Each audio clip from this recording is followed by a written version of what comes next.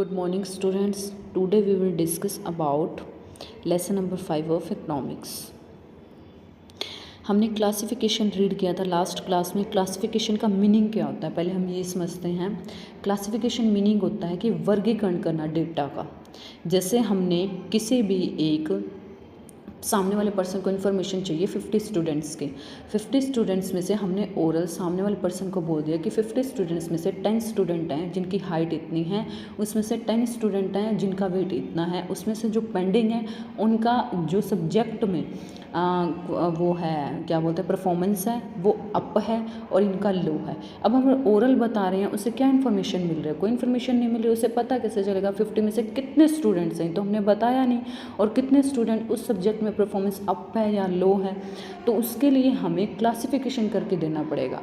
ठीक है, क्लासिफिकेशन हम कैसे करेंगे? देखो, हमने 50 स्टूडेंट्स का डेटा है, 50 स्टूडेंट्स में से हमने 10, 20, 30, ठीक है, और यानी कि 30 और 20 में बांट लिया इसको। ठीक है, हमने कहा 30 स्टूडेंट्स की हाइट है वो इतनी है और 20 स्टूडेंट्स का वेट है ना वो 50 से ऊपर है। 50 से ऊपर यानी कि 55 हो सकता है, 60 हो सकता है, 65 हो सकता है। ठीक है, यानी कि 50 से ऊपर है। हमें क्लासिफिकेशन में 50 स्टूडेंट्स का ये पता चल गया।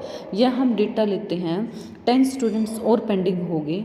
ठीक है, यहाँ पे 60 हो गए। 60 में से हम जो हमारे 10 हो गए उनकी परफॉर्मेंस अच्छे, जो 5 स्टूडेंट्स हैं उनकी परफॉर्मेंस 50 से ऊपर है, और जो 10 हो गए उनकी परफॉर्मेंस हो गई, जो 5 रहेगी पेंडिंग उनकी परफॉर्मेंस 50 से कम है। ठीक है, 50% से कम है। ठीक है, ये हमारे पास क्या हो गया? डेटा हो गया। ठीक है, उसके बाद क्या हो गया? ये हो गया क्लासिफिकेशन। क्लासिफिकेशन के लिए हमें उस डेटा को समझने के लिए कि कितने स्टूडेंट्स कितने हाइट में लंबे हैं, कितने का परफॉर्मेंस अच्छा है और कितने लोग हैं जिनके वेट ज़्यादा है, वो किससे पता चलेगा? हमें क्लासिफिकेशन से पता चलेगा। ठीक है, हमें क्लासिफिकेशन पता चल गया। देन हम क्या करते हैं?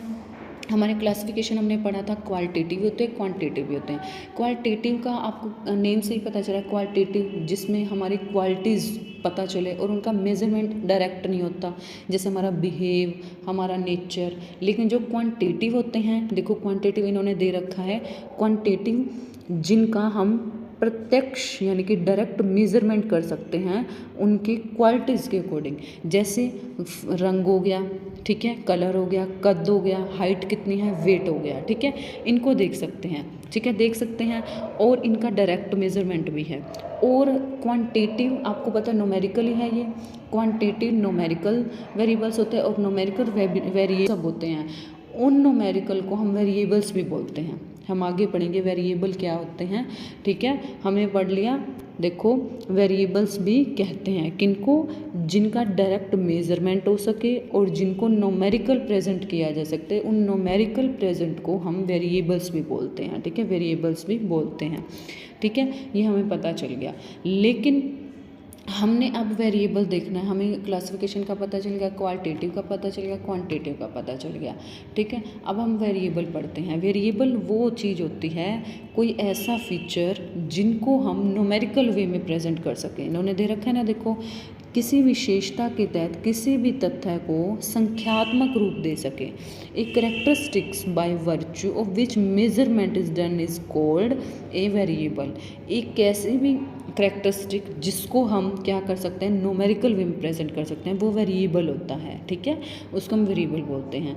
और वेरिएबल 2 टाइप्स के होते हैं। 2 टाइप्स के होते हैं, कौन कौन से? विभिन्न या खंडित, इसको डिस्क्रीट वेरिएबल्स बोलते हैं। कॉन्टिन्यूस वेरिएबल, जिसको अखंडित चर भी बोलते हैं। ठीक है, ये खंडित चर होते हैं, ये खंडित चर होते हैं। देखो क्या होते हैं खंडित चर? खंडित चर का मीनिंग होता है जैसे ये पूरे न्यूमेरिकल वे में होते हैं, पूर्ण संख्या होती है, जैसे 5, 10, 15, 20, 25। ये क्या है? डिस्क्रीट सीरीज या खंडित चर। और एक खंडित चर होता है कॉन्टिन्यूस सीरीज, जैसे पॉइंट में 6.1, ठीक है, 6.1, 6.2। इसका एग्जांपल देखो हम लेते हैं, जैसे हमने लेना है खंडित चर, डिस्क्रीट सीरीज लेने हैं, डिस्क्रीट वेरिएबल्स लेने हैं।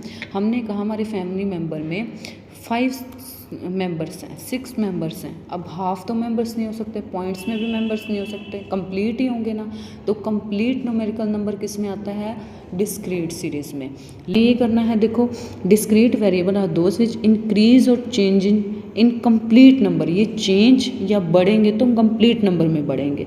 इन्होंने एग्जांपल दे रखा है, जैसे घर में हमारे मेंबर्स, जैसे घर में मेंबर्स कितने हैं 157। अब ये तो मेंबर्स नहीं हो सकते ना 1/2, 2 1/2 या 5 1/2, ये तो नहीं हो सकते, मेंबर्स तो कंप्लीट होंगे ना। ठीक है, इसमें ये बोला गया। एंड एक्सपेंडिचर कंटिन्यूस वेरिएबल बोलते हैं जो धीरे धीरे बढ़ते हैं, एकदम से नहीं बढ़ते। ये डिस्क्रीज वेरिएबल एकदम से बढ़ते हैं, नीचे दिया हुआ है ना देखो, एकदम से छलांग लगाते हैं, लेकिन ये धीरे धीरे बढ़ते हैं। उसके बाद जैसे फीमेल्स की लेंथ, बोला था ना ये पॉइंट्स में आते हैं, 6 फुट 1 इंच, 5 फुट 7 इंच।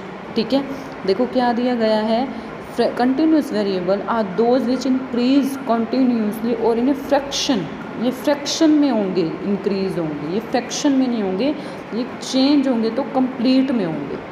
ठीक है, इसमें यही बताया गया। उसके बाद होता है प्योर डेटा। क्या होता है, हमें पता चल गया वेरिएबल्स के 2 टाइप्स हैं, discrete variable and continuous variable.